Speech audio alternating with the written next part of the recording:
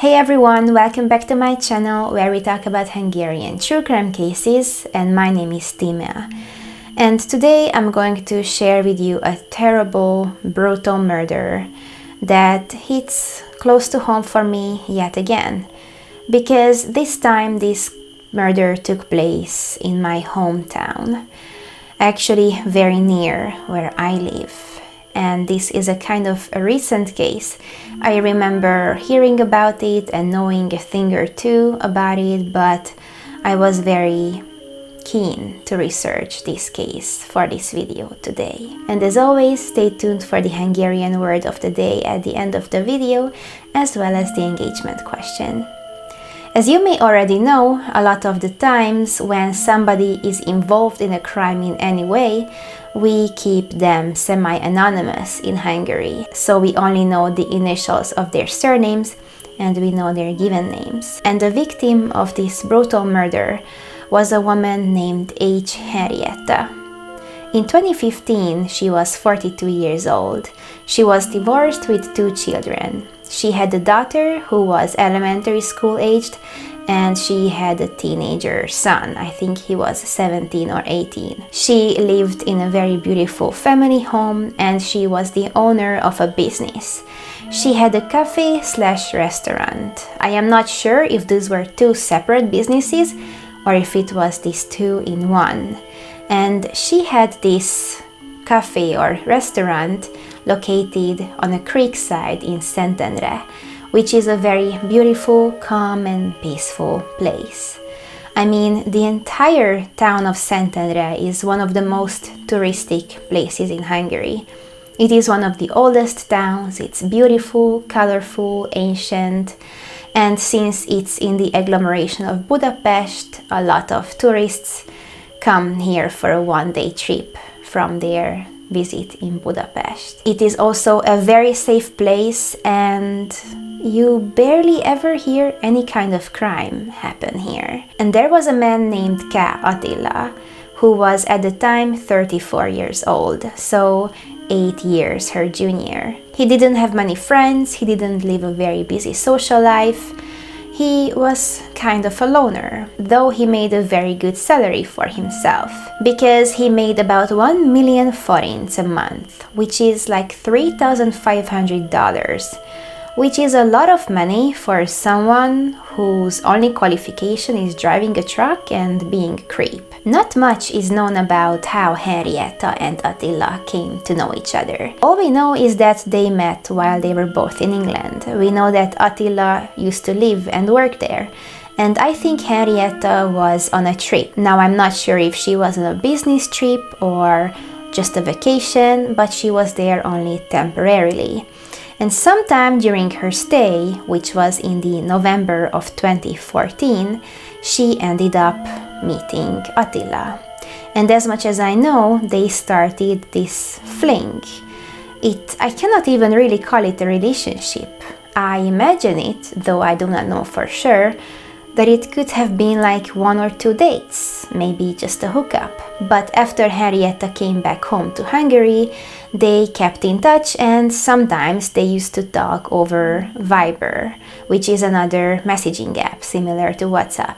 And this relationship, if you can call it that, lasted only 4 months. Since they lived across Europe, I don't think that they met in person ever again after Henrietta's trip in England. And they just kept messaging, and according to Attila, it was the best relationship of his life.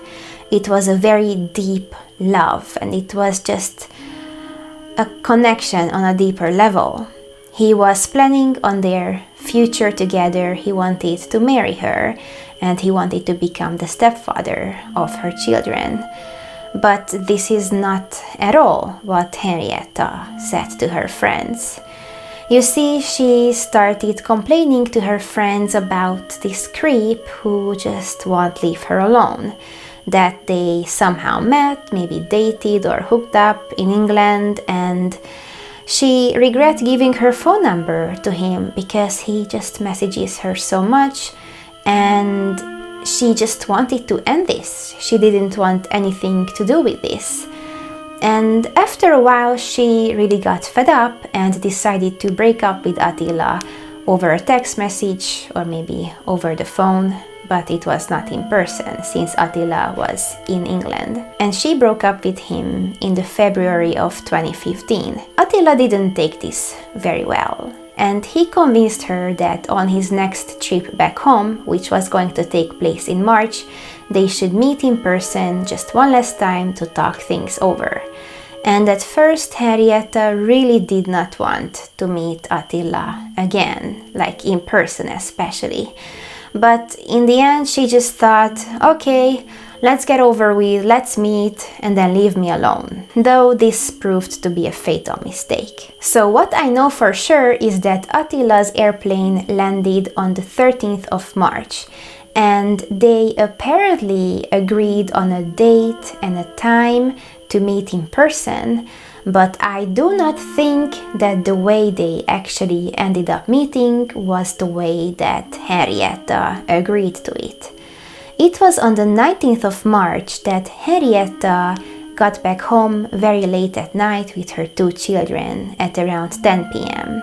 And then the children hang out and then eventually just went to bed in their upstairs bedroom. About 11:30 p.m. somebody was knocking on Henrietta's door, and I guess she must have found it surprising. I don't think that she was expecting anyone. As I said before, I do not think that this is what she agreed to when she said that she was going to meet Attila in person. I would not want to have a visitor at 11:30 p.m. at night. Attila came to her by car and then he entered the house. They started talking, I believe, in the kitchen or the dining room, and this chat soon turned into an argument that turned into a fight. And suddenly, Attila whipped out a knife from his pocket and attacked Henrietta. He didn't just attack her, he stabbed her 56 times. Obviously, this was going to be fatal for Henrietta, and sometime around midnight or a few minutes after that, she bled out on the floor of her own home while her children were sleeping upstairs. And Attila said that he was in this blind, angry rage, and he blacked out and he didn't realize anything of what he was doing at all. He just suddenly saw the dead body of Henrietta in a pool of her own blood with the knife sticking out of her body. And when he realized what he had done, he took out the knife from her body and started stabbing himself several times as an attempt to kill himself. But he didn't manage to do that. He didn't die. And he ran out of the house, still holding the knife, still stabbing himself. And he did not get into his car. He started running away from the scene. He discarded of the knife somewhere near her home, and he just started running on the street in the neighborhood, bleeding profusely. Now, the version of events here differs in many sources. One of the sources say that he rang the doorbell on multiple houses, but nobody opened the door, so he just passed out unconscious, bleeding out on the street.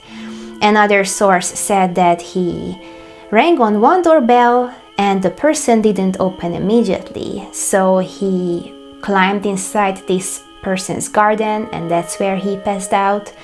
And the third version said that he rang the doorbell on one house and the person opened, who then saw this man standing in his doorway covered in blood, so this person called the police and the ambulance for him. He had lost a lot of blood, he was almost dying, so the ambulance took him straight to the hospital to try to save his life. At the same time as the police and the ambulance was alerted to Attila in the neighborhood, the police and the ambulance was also called to the body of Henrietta.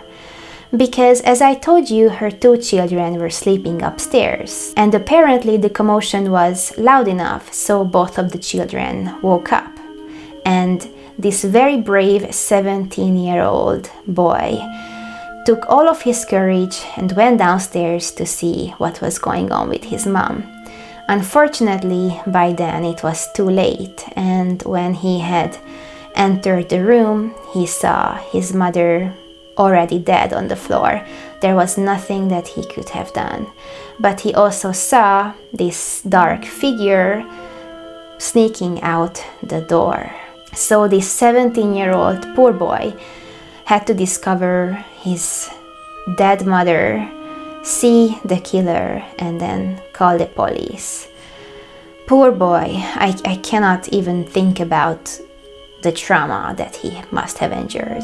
The investigation wasn't going to be too hard, because in the same neighborhood there is a woman who was killed by multiple stab wounds, and there is a man running around with multiple stab wounds. There was a trail of blood between her house and where he was found, so the police obviously connected the two quite fast. He was taken to the hospital in the early hours of the 20th of March, and this asshole had made such a full recovery that by the 21st he was able to be questioned by the police.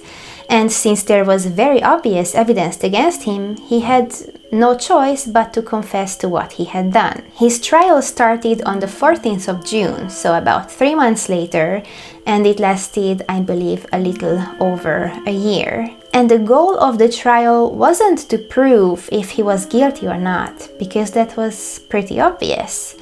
The question was more regarding his motive, because you see, Attila says that Henrietta was the one to turn this conversation into a physical fight, and then suddenly she just got angry and started attacking and stabbing him with this knife. That is how he suffered all of those stab wounds on his own body, and he just had to act out of self-defense, and he lost it. He just went into this blind rage and stabbed her literally 56 times. And the question arises, where does this knife come from? Because it was not one of Henrietta's kitchen knives. Now, you see, as I told you, Henrietta was a business owner. She had a cafe and or a restaurant. And she had always been very successful in this. It had only occurred 2 times before that her business started to plummet a little bit. And apparently, at some point, she let it slip that she had this superstition that when a restaurant owner's business is going south, if you gift them a knife, then their business would flourish again.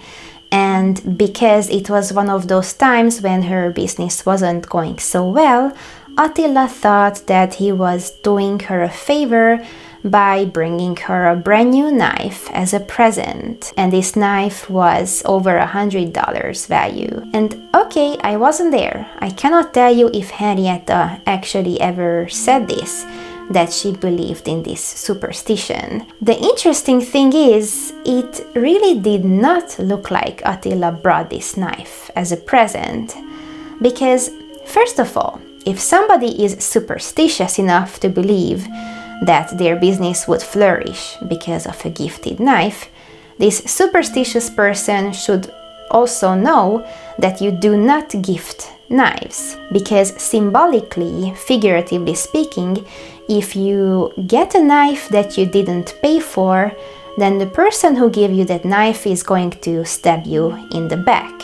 So you always have to give back at least like a penny in exchange, so that this cannot happen to you. Now, in the case of Henrietta, this wasn't a figurative stab in the back at all. It was quite literal. Furthermore, if you give somebody a gift, you would keep it in the original packaging and even wrap it up. But that is not what Attila did, because he took it out of the original box and he just put it in his knife, and then went to her house in the middle of the night, unannounced and uninvited. I don't know. To me, it looks a lot like it was not a gift. Not to mention that Attila arrived at the scene by car. and in the front seat of his car he had a full bottle of antifreeze in March. Now, first of all, antifreeze is not something that you keep in your car. If you keep it somewhere, you would keep it in the trunk, definitely not on the front seat. Or you would just fill up the little tank of it in the boot and then leave the bottle back at home in your garage. So the defense argued that Attila arrived at the scene knowing that he was going to kill Henrietta, and that his plan must have been to drink the antifreeze to commit suicide afterwards. It's just that when he actually came to committing suicide, he was like out of it, he forgot, he was confused that he already had a designated weapon for that in the form of antifreeze. Not to mention that when he said that his stab wounds were inflicted by Henrietta when she was trying to kill him, it has been proven scientifically that those wounds could have only been inflicted by himself, like the angle and the depth could have only been caused by himself on himself. And the psychologist said that him blacking out and not remembering what he had done is normal as a self-preservation method to close the reality out. But like, fuck him, because he was the one to create this reality in the first place. If he hadn't decided to kill this innocent woman, he wouldn't have had to black out to close out reality. So that was not going to be a mitigating factor in my eyes, at least. And luckily, it wasn't for the court either. But what could have been the motive? Because during the trial, it was argued whether or not he would have had some kind of financial gain from either the death of Henrietta or from being in a relationship with her. That was debunked pretty early on, because Henrietta's business was going down, so she could not have provided for him if, like, they actually married and stayed in a relationship. And he made a lot more money than her being a truck driver, so that was not going to be a motive. Not to mention that he wasn't in on her life insurance plan. There was not much value to steal from the house anyway, so it can be closed out that this was a financially motivated murder. To me, it looks a lot more like it was either jealousy, like after the breakup he didn't want anyone else to have her if he couldn't have her, or that he just felt lonely and devastated, and being this antisocial person abroad without any friends, he could have felt like he had just lost the most important person in his life. And apparently he couldn't deal with that either. Though none of this was really going to matter because his guilt was obviously proven and his trial came to an end. As I think I have mentioned in one of my videos before, first-degree murder can be punished with the minimum of 20 years in prison in Hungary, and the maximum sentence is an actual life sentence. In the end, he got life in prison, but with the possibility of parole after 30 years. And I really hope that he never gets out. He had taken the life of an innocent woman, and now the two children of this woman had to grow up so fast, so soon, and the kind of trauma that the poor boy had to endure discovering the body of his mother is just indescribable. I really hope that he never gets out of prison. And really, none of the family members wanted to ever give an interview to the media. The only person who ever said anything to the reporters was her father, who only said that their life has been ruined and they are devastated, and he has nightmares about her ever since, which I can understand. So that is all that I can tell you about this case. Today's Hungarian word of the day is going to be for superstition. It's babona. And I always want these words to be just vaguely connected to the story that I'm talking about. I never want it to be offensive or graphic. So that's why I chose this word, babona. And today's engagement question is, are you superstitious in any way? Do you believe in these kind of things? As for me, I like to only believe in superstitions that make me lucky. Like if I do something, I will get lucky. But what is it for you? Let us know down in the comment section all of your questions and comments. Don't forget to like this video. It does not mean that you like what happened to the victims. It is just a way for you to help my channel out. Don't forget to subscribe and hit the notification bell, because chances are you will not get notified because I'm such a small channel just yet. Thank you very much for watching, and I really hope to see you soon.